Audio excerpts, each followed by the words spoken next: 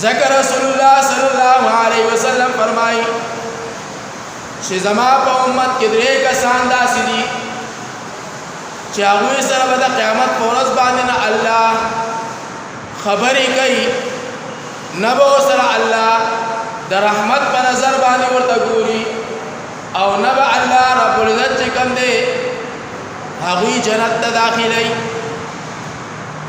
صحابه تپوس کو یا رسول الله رسول دی لکه قرآن کریم کې مضمون الله رب العزت ذکر کړی دی ولا يكلمهم الله ولا ينظر إليه يوم القيامة ولا يزكيهم ولهم عذاب أليم.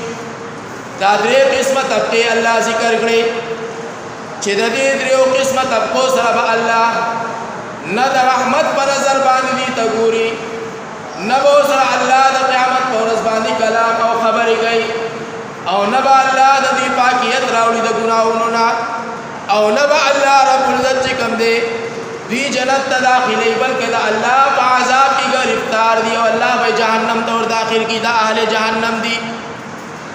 هغه څوک دي؟ صحابه تپوس کو اے د الله محبوب هغه څوک دي؟ وی اے زما صحابه په هغې کې پهلا نمبر زما د امتي چې هغه امیر ظالم دی، مسلط شوی دی په خلکو باندې، دی ظلم کوي، د ظلم انتها یې وکړله.